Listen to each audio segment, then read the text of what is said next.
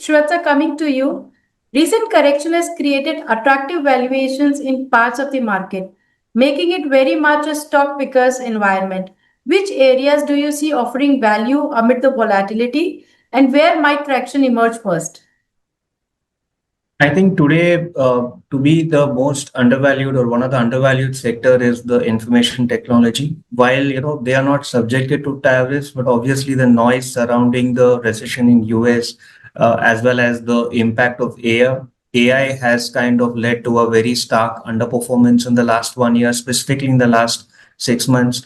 As I said, I think for these kind of businesses, anywhere upwards of 4 to 5% of free cash flow is a very good point from a valuation perspective. And also, my own belief is that there will be a recovery next year. When things normalize, and more importantly, I think it's probably too early to call out the negative impact of AI. It will be mixed. There would be some positive aspects. There would be some negative aspects.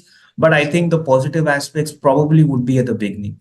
So you have a combination of industry going through that worst phase, a very attractive valuation, and possibly a recovery which could happen in the second half of the year or maybe early next year, which the prices are not kind of factoring in.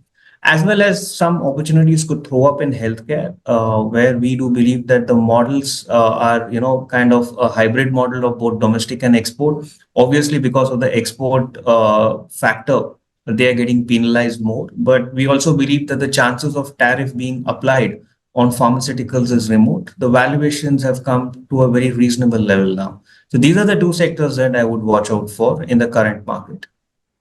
Sure. What's up? My next question is again to you. Small and micro caps call for caution, yet they remain important for long-term wealth creation for the long-term investors, particularly.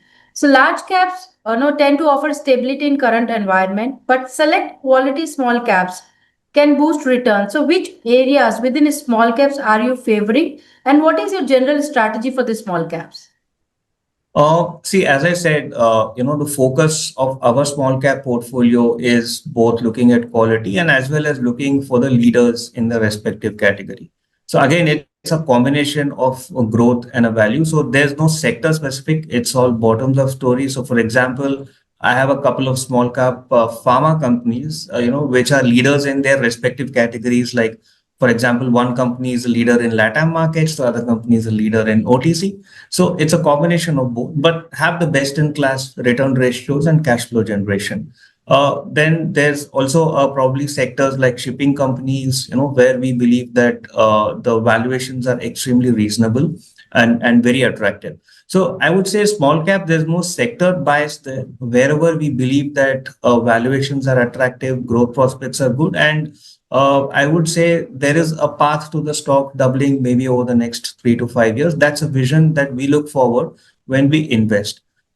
Having said that, I think, since I've been investing in small caps for a fairly long period of time, I would call out that the biggest risk from a very short term view is that if there is any liquidity event, if there is any sell down, that probability I see it low. Where, in a case of a small sell down, every small cap gets affected.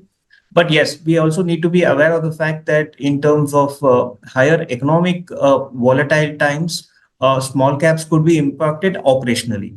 There could be more volatility. We need to be watchful for that.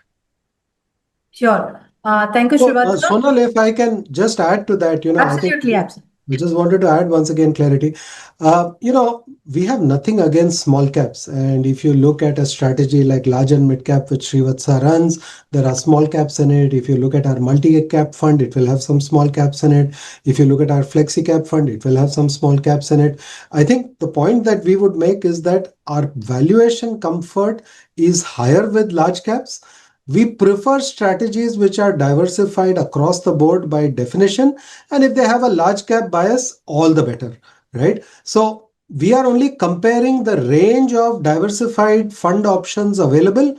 which do have significant or a bias towards large caps with a pure small cap fund option. So in that selection, we would say, this is preferable. We are not saying no small cap stock can be bought. There are obviously some small cap positions even within our, flexi cap or our large and mid cap or our multi cap or value fund. Many of our strategies will have those kind of names.